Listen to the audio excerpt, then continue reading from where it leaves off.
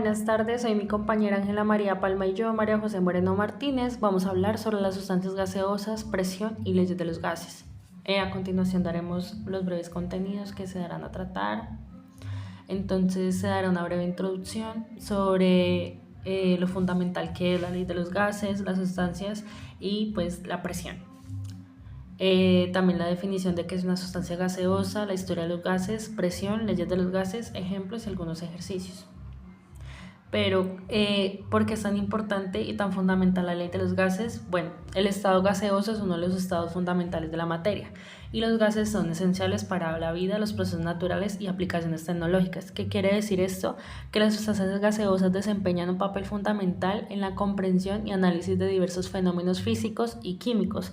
Además, estas leyes describen el comportamiento de los gases bajo diferentes condiciones de presión, volumen y temperatura, que son esenciales para muchas áreas de la ciencia y además que proporciona y predice y controla procesos como la combustión, respiración, refrigeración o fabricación de productos químicos y otros avances para la ciencia aplicada.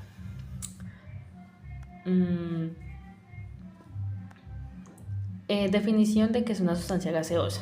Entonces, las sustancias gaseosas son materiales en estado gaseoso caracterizadas por ausencia de forma y volumen definidos, alta comprensibilidad y expansibilidad. Cuando hablamos de ausencia de forma y volumen definidos, queremos decir que sus moléculas, como están tan separadas, estamos refiriéndonos entonces a las características fundamentales que definen su comportamiento en el estado gaseoso. Esto significa que a temperatura y presiones normales, las moléculas de esas sustancias están lo suficientemente separadas como para moverse libremente, y cuando los gases se expanden es para llenar cualquier vacío disponible. También para lo de comprensibilidad, debido a que como se separan entre moléculas, los gases pues deben comprimirse fácilmente, lo que significa que su volumen puede reducirse si se aplica presión. Por ejemplo, cuando inflamos un neumático o una pelota, estamos comprimiendo las moléculas del aire en un volumen más pequeño. Hola, mi nombre es Ángela María Palma y hoy vengo a hablarles sobre los gases. Dentro de estos están las propiedades de los gases. Bueno, dentro de las propiedades de los gases hay propiedades físicas y también hay propiedades químicas. Dentro de las propiedades físicas está la densidad baja. ¿Esto qué quiere decir? Que los gases tienen una densidad mucho menor en comparación con los sólidos y líquidos, ya que sus moléculas están muy separadas. La difusión. Pues los gases se mezclan espontáneamente con otros gases debido al movimiento aleatorio de sus partículas. También la velocidad de difusión depende de la masa molar y la temperatura según la ley de Graham. La expansión y comprensión. Bueno, la expansión, eso quiere decir que los gases no tienen forma ni volumen definidos, que ocupan completamente el recipiente que los contiene y se expanden de manera uniforme en todas las direcciones. La comprensión. ¿Esto qué quiere decir? Que los gases pueden comprimirse fácilmente debido a la gran separación entre sus partículas. La presión aumenta al disminuir el volumen, como se describe en la ley de Boyle, que más adelante pues les vamos a hablar sobre ello. También está la presión. ¿Eso qué quiere decir? Que los gases ejercen presión sobre las paredes del recipiente que lo contiene debido a las colisiones de sus moléculas en movimiento. Más adelante les vamos a dar como una explicación más compleja de lo que es la presión. Bueno, dentro de las propiedades químicas está la reactividad. ¿Esto qué quiere decir? Pues que se refiere como a la capacidad de una sustancia para participar en reacciones químicas con otras sustancias. Pues en el caso del gas, un gas reactivo tiende a formar compuestos nuevos al reaccionar con otros gases o con materiales circundantes. La inercia. Pues básicamente la inercia nos quiere decir que se refiere como a la resistencia de una sustancia a participar en reacciones químicas, y pues en el caso de un gas nos quiere decir que pues el gas inerte no reacciona fácilmente con otros gases o pues con otras sustancias. Bueno, dentro de las sustancias que se encuentran como gases tenemos tanto elementos como compuestos, como pueden ver en la tabla. Está el hidrógeno molecular, el nitrógeno molecular, el oxígeno molecular, el ozono, el flúor, entre otros como elementos. Y como compuestos está el fluoruro de hidrógeno, el cloruro de hidrógeno, el monóxido de carbono, el dióxido de carbono, entre otros. Bueno, ya les voy a hablar un poquito sobre la historia de los gases. Bueno, básicamente esta historia se remonta por allá en los años de 1621, donde un químico llamado John Baptista van Helmont, de 1621 a 1623, establece como que los gases, bueno, le acudió primero el término de Gauss, y él observó que el dióxido de carbono pues es como un producto de la combustión y de la fermentación.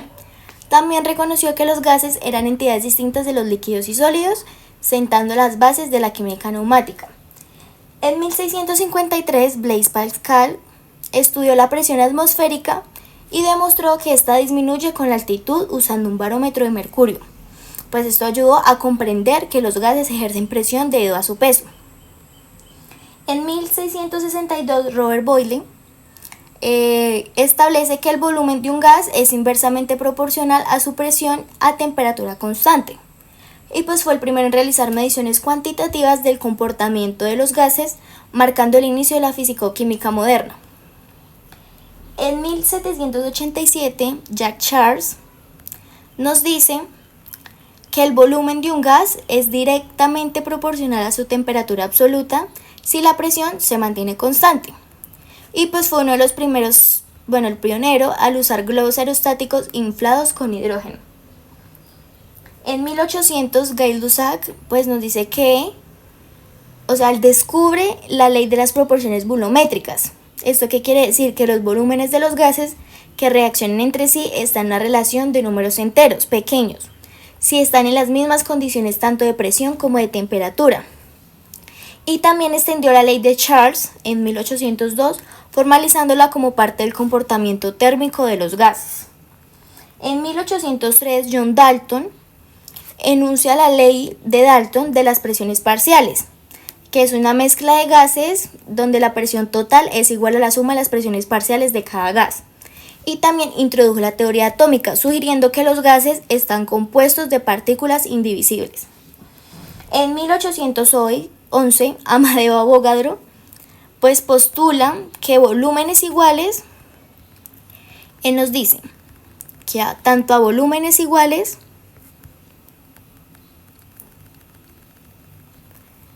tanto volúmenes de gases iguales bajo las mismas condiciones de temperatura y presión contienen el mismo número de moléculas. Pues en ese tiempo su trabajo no fue reconocido ampliamente hasta décadas después, pero pues como que él estableció las bases para la comprensión molecular de los gases.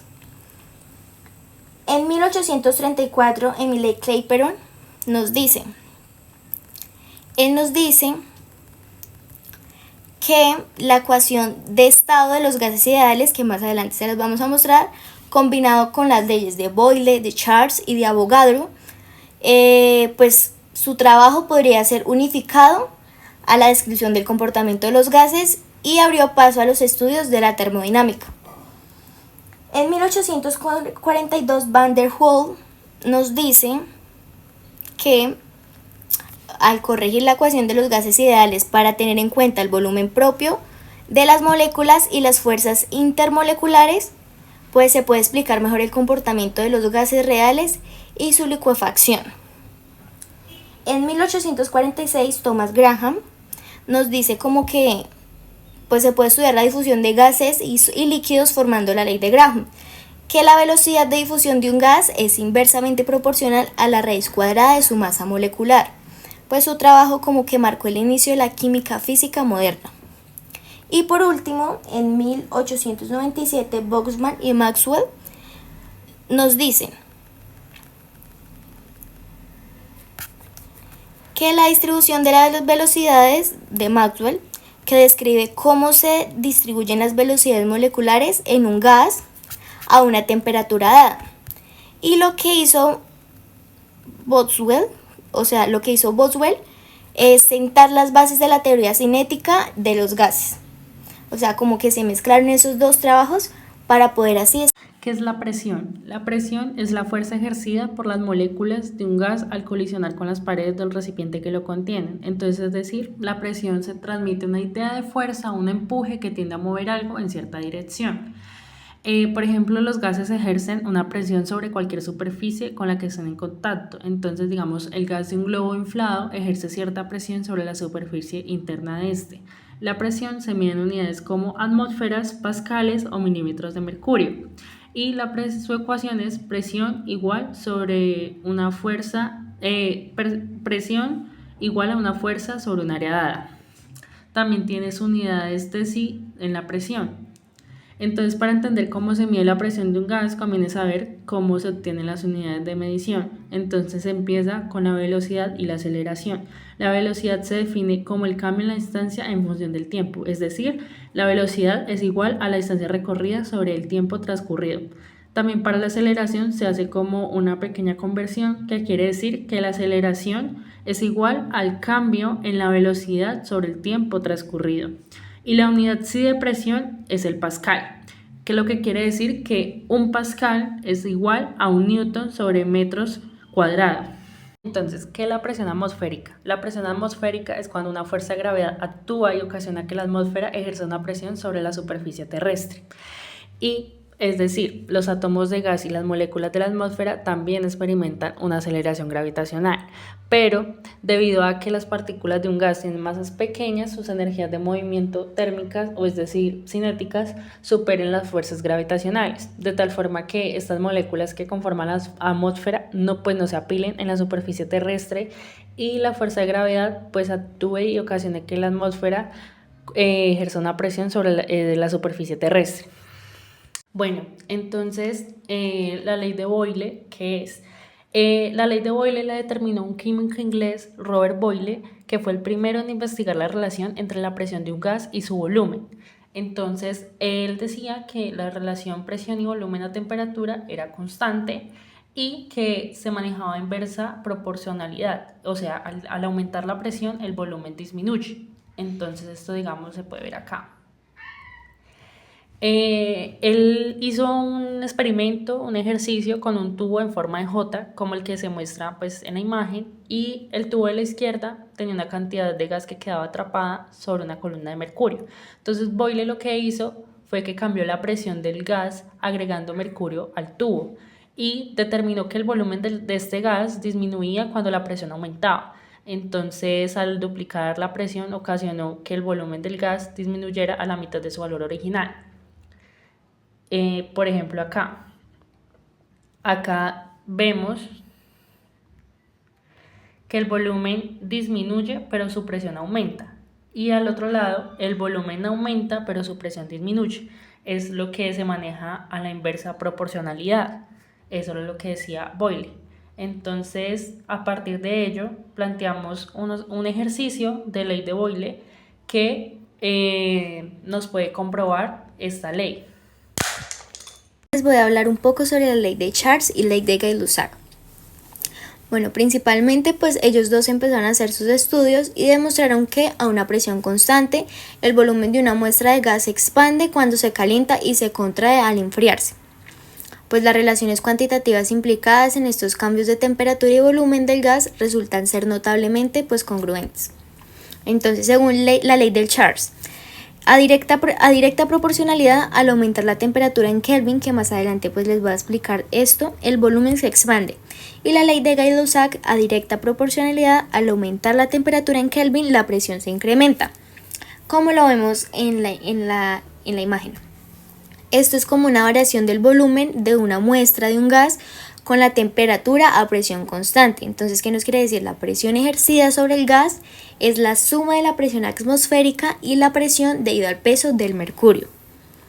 Bueno, ya acá hablando un poquito del tema de Kelvin, en 1848 Lord Kelvin comprendió el significado de dicho fenómeno e identificó la temperatura de menos 273.15 grados Celsius como el cero absoluto, o sea, teóricamente la temperatura más baja posible, tomando el cero absoluto como punto de partida.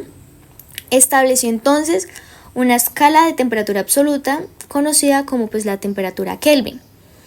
En la escala Kelvin, un Kelvin es igual en magnitud a 1 grado Celsius, la única diferencia entre la escala de temperatura absoluta y la de Celsius es la posición del cero, como lo vemos en la gráfica, que nos indica el cero absoluto, el punto de congelación del agua y el punto de ebullición del agua. Y más adelante vemos cómo la dependencia del volumen de un gas con la temperatura está dada por pues el volumen a constante temperatura, la constante de proporcionalidad, donde el volumen es igual a la constante 2 de proporcionalidad por temperatura y el volumen sobre la temperatura es igual a la constante de proporcionalidad 2. Y ahora más adelante pues les voy a mostrar cómo se relacionan respecto a las otras magnitudes. Aquí. Entonces, en la número 1 pues nos quiere decir que pues como le hicimos para la relación anterior de presión y volumen a temperatura constante, podemos también comparar dos condiciones de volumen y temperatura para una muestra dada de un gas a presión constante. Entonces podemos decir que el volumen 1 sobre la temperatura 1 es igual a la constante 2 y la constante 2 es igual al volumen 2 sobre la temperatura 2. Entonces, ¿qué deducimos de esto? Pues que el volumen 1 sobre la temperatura 1 es igual al volumen 2 sobre la temperatura 2.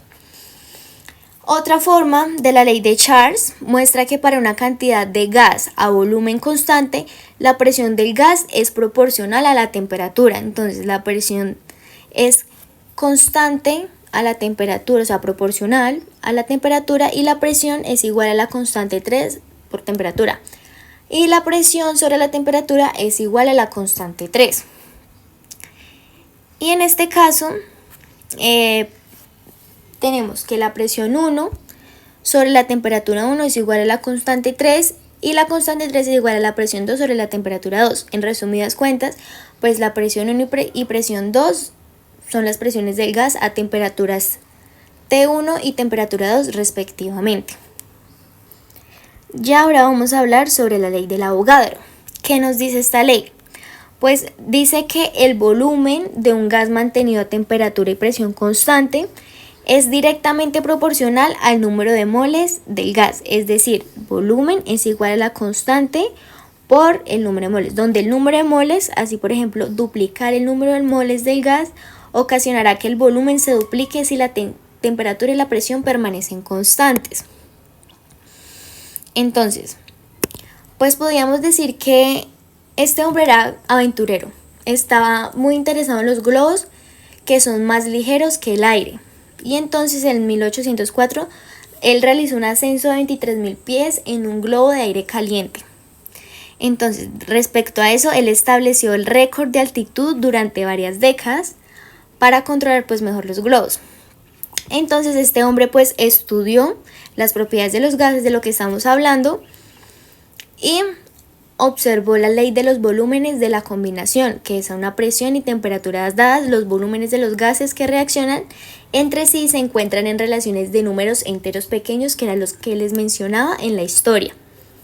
Entonces, ya después, 3 años después, pues entró como Amedeo Avogadro e interpretó las observaciones de Gay-Lussac. Y, o sea, todo lo que estaba mencionando anteriormente era lo de Gay-Lussac. Entonces, Amedeo Avogadro empezó como a hacer un análisis, lo que ahora se conoce como la hipótesis de Avogadro. Entonces, que a volúmenes iguales de gases a la misma temperatura y presión contienen el mismo número de moléculas. Entonces, por ejemplo, 22.4 litros de cualquier gas a 0 grados centígrados y un átomo contienen 6.02 por 10 a la 23 moléculas de gas, es decir, una mol. ¿Qué lo vemos en la figura? Que ahí es donde hizo la hipótesis. Por ejemplo, al mismo volumen, presión y temperatura, las muestras de diferentes gases tienen el mismo número de moléculas pero diferentes masas. Ahí lo podemos observar en la imagen que se ve. Ya ahora les voy a hablar un poco sobre la ley combinada de los gases y los gases ideales. Entonces, la ley combinada de los gases, pues esta es una ley fundamental que relaciona las 3 variables principales pues que describen el comportamiento de un gas: la presión, el volumen y la temperatura absoluta. Esta ley especialmente es útil cuando se estudian los cambios en las condiciones de un gas, pues ya que nos permite predecir cómo se modificarán estas variables en respuestas pues a dichos cambios. Pues, ¿qué nos dice esta ley? Esta ley nos dice que para una cantidad fija de gas, la relación entre el producto de la presión y el volumen y la temperatura absoluta es constante.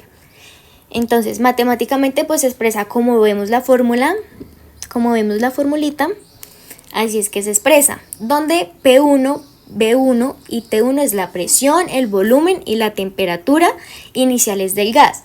Y P2, B2 y T2 son presión, volumen y temperatura finales del gas. Pues, ¿qué nos quiere decir esto?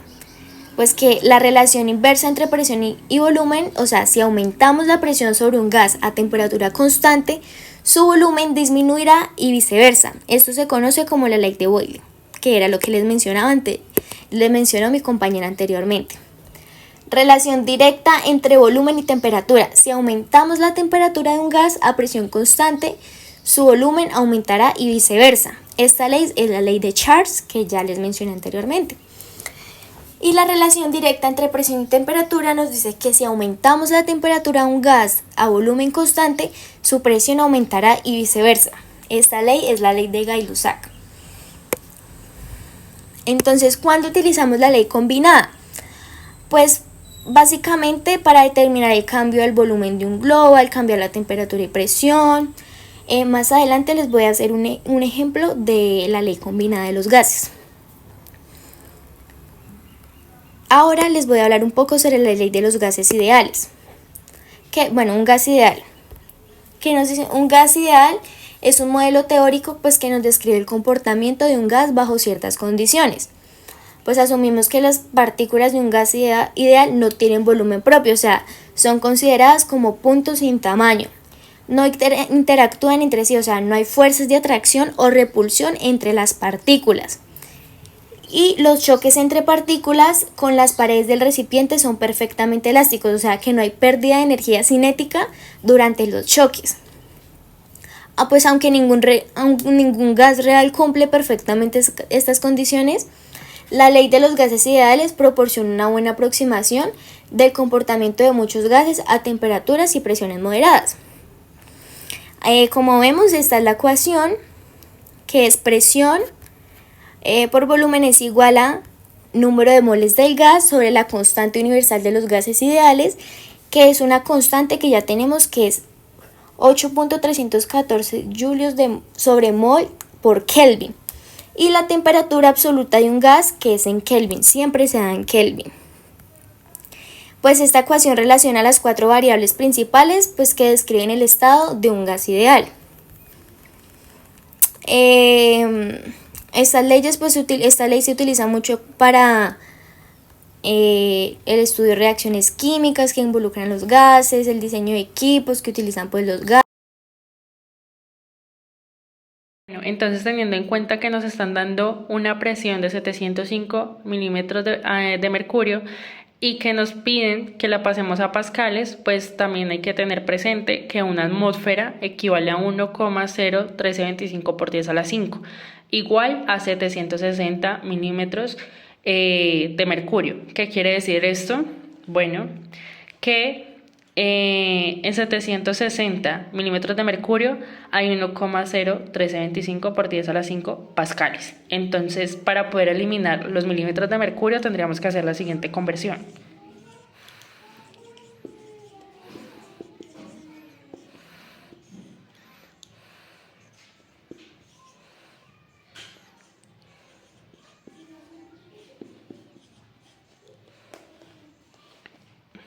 Estos son 5